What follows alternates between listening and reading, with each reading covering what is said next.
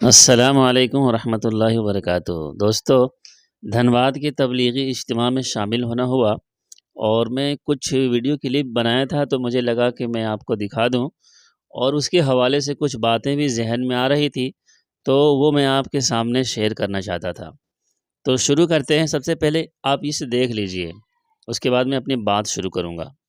تو یہ جو دیکھ رہے ہیں آپ، یہ ایک پارکنگ ہے، اور یہاں پہ بسیں دیکھ سکتے ہیں آپ، اور موٹر سائیکل لگی ہوئی ہے۔ اور میں آپ کو ایک خاص بات بتا دوں کہ یہ جو آپ دیکھ رہے ہیں نا، یہ گاڑیاں، یہ صرف اتنی ہی گاڑیاں نہیں ہیں، بلکہ یہ ایک راستہ ہے وہاں جانے کے لیے، اجتماع گاہ جانے کے لیے، اور وہاں جانے کے لیے اور بھی راستے بنے ہوتے ہیں۔ تو آپ یہ اندازہ لگا سکتے ہیں کہ کتنے لوگ شامل ہوں گے۔ یہ آپ دیکھ سکتے ہیں، یہ جو ہے استنجا خانہ ہے۔ یہ ایک ہی نہیں ہے، بلکہ اس طرح کے اجتماع گاہ کے اطراف میں بنے ہوتے ہیں۔ یہ بیت الخلاء ہے، اور استنجا خانہ ہر اطراف میں بنے ہوتے ہیں، کئی سارے بنے ہوتے ہیں، اور آپ اسے دیکھ کر اندازہ لگا سکتے ہیں کہ کتنی محنت اور مشقت کے بعد اجتماع گاہ کو کامیاب بنایا جاتا ہے۔ اس کے ساتھ میں آپ یہ دیکھ سکتے ہیں، یہاں پہ لوگ پانی لے رہے ہیں۔ میں اس کی ویڈیو اس لیے بنایا تھا تاکہ آپ یہ دیکھ سکیں کہ وہاں پہ فوری طور پر بورنگ کیا جاتا ہے، اور یہ اجتماع گاہ کے اطراف میں کئی جگہ لگے ہوتے ہیں جہاں سے آپ پانی لے کر آرام سے وضو کر کے نمازیں پڑھ سکتے ہیں، اپنی ضروریات پوری کر سکتے ہیں۔ یہ میں نے بازار کی ایک ویڈیو لیا تھا ایسے ہی، کیونکہ میں آپ کو یہ دکھانا چاہ رہا تھا کہ وہاں بازاریں بھی لگتی ہے، لیکن وہ دنیا کی اور بازاروں سے بالکل منفرد ہوتا ہے۔ وہاں پہ آپ کو کسی بھی طرح کے شور شغب، ہنگامہ نظر نہیں آئیں گے۔ اب یہاں سے ہم اجتماع گاہ کی طرف بڑھ رہے ہیں، اور تھوڑا سا وقت لگے گا اجتماع گاہ پہنچنے میں، تو اس سے پہلے جو باتیں میں آپ کو کرنی تھی، وہ باتیں آپ کے سامنے میں رکھ دیتا ہوں۔ دوستو، میں یہ بتانا چاہ رہا تھا کہ تبلیغی اجتماع دنیا کے تمام اجتماع سے منفرد ہے۔ دنیا میں ہر مذہب کے لوگ کبھی کبھی کسی خاص موقع سے جمع ہوتے ہیں، مگر ان میں اس طرح کے انتظامات دیکھنے کو نہیں ملتے ہیں۔ مثال کے طور پر، اتنے سارے عارضی بیت الخلاء، وضو خانہ، استنجا خانہ، غسل خانہ، عبادت گاہ کسی اجتماع میں نہیں دیکھا جاتا۔ اور ایک خاص بات یہ بھی ہے کہ تبلیغی اجتماع میں اس کا خاص خیال رکھا جاتا ہے کہ اس میں صرف مرد حضرات ہی شامل ہو سکتے ہیں، عورتوں کا داخلہ یہاں ممنوع ہے۔ اس کے علاوہ دنیا کا کوئی اجتماع میرے علم میں نہیں ہے جس میں صرف مرد حضرات ہی جمع ہوتے ہوں۔ تیسری اہم بات، اتنے سارے مجمع کو کنٹرول کرنے کے لیے ایک بھی پولیس فورس یہاں پہ نظر نہیں آتی۔ یہ سبھی کھلے آسمان میں بلا خوف و خطر اللہ پہ بھروسہ کر کے آرام سے رات گزار لیتے ہیں، اور یہاں پہ کسی قسم کا جھگڑا یا بحث و مباحث یا غصہ کرتے ہوئے کوئی بھی نہیں ملے گا۔ سب کو پتہ ہوتا ہے کہ ہم اجتماع میں آئے ہوئے ہیں، اس لیے وہ صبر کرتے ہیں اور برداشت کرتے ہیں۔ اور دوستو، اتنے سارے لوگ جب گھوم رہے ہوتے ہیں، ایک صاحب نے مجھ سے کہا کہ یہاں پہ تو آدھا سے زیادہ آدمی گھوم رہے ہیں، تو اس طرح اجتماع میں آنے سے کیا فائدہ؟ میں نے بھی سوچا کہ شاید یہ بندہ صحیح کہہ رہا ہے۔ میں سوچتا رہا، مسلسل سوچتا رہا، پھر خیال آیا کہ نہیں، ان سب کو بھی فائدہ پہنچتا ہے۔ وہ کیسے؟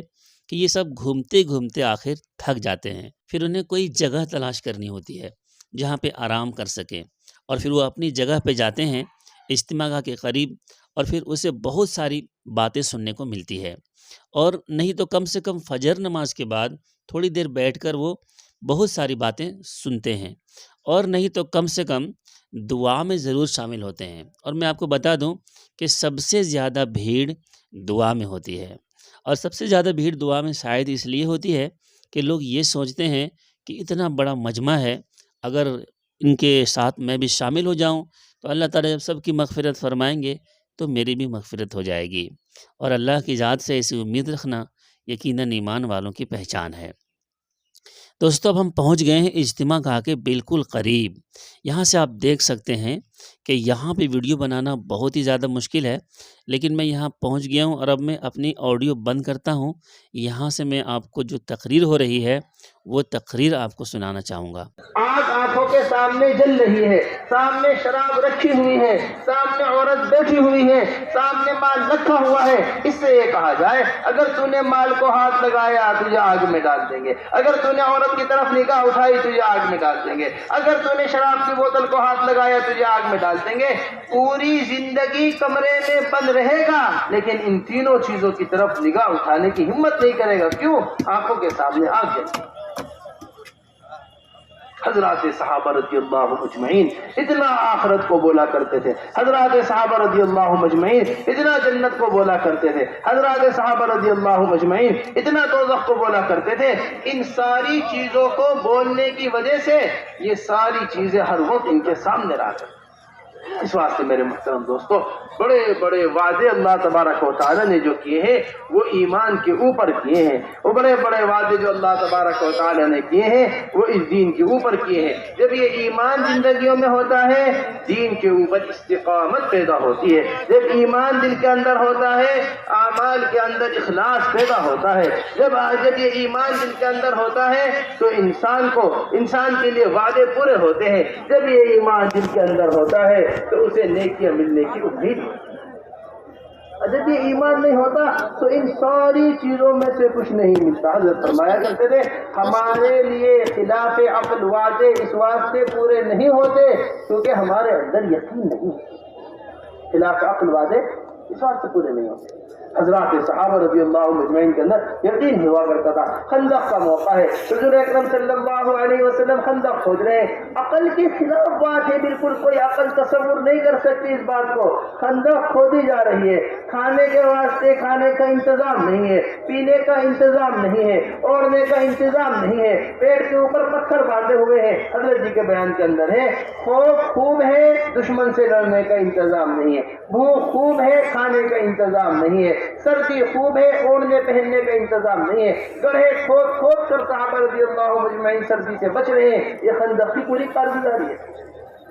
اور بشارت کیا ہے؟ ایک کدال ماری قیصر فتح ہوگا، ایک کدال ماری کسریٰ فتح ہوگا، ایک کدال ماری حبشہ فتح ہوگا، ایک کدال مار کر فرما رہے ترک فتح ہوگا، اترکو ترک ما ترکو، اس وقت تک ترک کو چھوڑے رکھو جب تک وہ تمہیں چھوڑے رکھو۔ سمجھ میرے بات نہیں سمجھ؟ ہمارے یقین اس بات سے پورا نہیں ہو، وعدے اس بات سے پورے نہیں ہو رہے۔ جیسا یقین ہونا چاہیے تھا ایسا یقین نہیں۔ عمل کو سن کر طبیعت عمل کی طرف نہیں جاتی، فضیلت کو سن کر طبیعت فضیلت کی طرف نہیں جاتی۔ یہ یقین کی کمزوری ہے کہ طبیعت سبق کی طرف جاتی ہے۔ یہ یقین کی کمزوری ہے کہ طبیعت کہاں جا رہی ہے؟ تعلیم کا حلقہ چل رہا، حضور اکرم صلی اللہ علیہ وسلم کیا؟ حضور اکرم صلی اللہ علیہ وسلم نے تعلیم کے حلقے کے دوران کہا ان قریب حرا کا علاقہ فتح ہوگا، تم حرا کے علاقے کے اندر داخل ہوگے، شیما بنت بقیلہ نامی لڑکی تمہیں ملے گی، سفید گھوڑے کے اوپر سوار ہوگی، کالی اوڑھنی اوڑھے ہوئے ہوگی، یہ تمہیں جب حرا میں داخل ہوگے تمہیں شیما بنت بقیلہ ملے گی۔ بالکل نئے صحابی ہیں قریب بن اوس رضی اللہ عنہ جو اس مجلس کے اندر بیٹھے ہوئے ہیں، فوراً اپنی جگہ کھڑے ہو گئے اور فرمانے لگے یا رسول اللہ شیما بنت بقیلہ کو آپ مجھے دے دیجیے۔ کہ کب فوج بنے گی، فوج کے پاس ہتھیار ہوں گے یا نہیں ہوں گے، فتح ہوگی یا نہیں ہوگی، ہم حرا میں داخل ہوں گے یا نہیں ہوں گے، جماعت روانہ جب ہونے لگے گی جب مانگ لیں گے، جب ہم حرا میں پہنچ جائیں گے جب مانگ۔ اللہ کے رسول نے فرما دیا ملے گی تو ملے گی، دنیا ادھر سے ادھر ہو جائے بات ادھر سے ادھر نہیں ہو۔ اس بات کو سمجھنے کی ضرورت، اس یقین کو بنانے کی ضرورت، ان اجتماعات کا ہونا یقین کو بنانے کے واسطے، ان جماعتوں میں پھرنا یقین کو بنانے کے واسطے، یہ مسجدوں کو وقت دینا یقین کو بنانے کے واسطے ہے، یہ بیانات کا سننا یقین کو بنانے کے واسطے ہے۔ یقین نہیں ہے تو کچھ بھی نہیں ہے، یقین ہے تو سب کچھ ہے۔ حضرت خالد بن ولید رضی اللہ تعالیٰ عنہ کی سپہ سالاری میں، حضرت ابو بکر رضی اللہ تعالیٰ عنہ کی خلافت میں حرا میں فوج داخل ہوئی۔ جس طرح شیما بنت بقیلہ کو بتایا تھا حضور اکرم صلی اللہ علیہ وسلم نے، خریم ابن اوس نے اسی طرح شیما بنت بقیلہ کو پا لیا۔ تو میرے محترم دوستو، سب سے پہلی محنت جو سب سے پہلے وعدے پورے ہوتے ہیں عمل کی ایمان کے اوپر، اس کے واسطے بنیادی چیز وعدے جو پورے ہوتے ہیں اللہ تبارک و تعالیٰ کے، اس کے واسطے بنیادی چیز وہ ایمان کا ہونا ہے، اور اس کا عقل اور ظاہری اسباب سے کوئی لین دین نہیں ہے۔ بات ہماری سمجھیے گا اچھی طریقے سے۔ ایسے مزے کا واقعہ لکھا ہے، حضور اکرم صلی اللہ علیہ وسلم ہجرت کر مشریف لا رہے ہیں مکہ مکرمہ سے، مدینہ منورہ جا رہے، چھپ چھپا کر نکلے مکہ مکرمہ سے، 3 دن غار ثور کے اندر گزارے۔ مکے والوں نے انعام رکھ دیا کہ جو حضور اکرم صلی اللہ علیہ وسلم کو پکڑ کر لائے گا اسے ایسے ایسے اونٹ ملیں گے۔ لوگ اونٹوں کی لالچ میں اپنے گھوڑے چاروں طرف دوڑا رہے، حضور اکرم صلی اللہ علیہ وسلم کو تلاش کیا جا رہا چاروں طرف۔ اسی طرح حضور اکرم صلی اللہ علیہ وسلم نے سفر کیا غار ثور سے نکل۔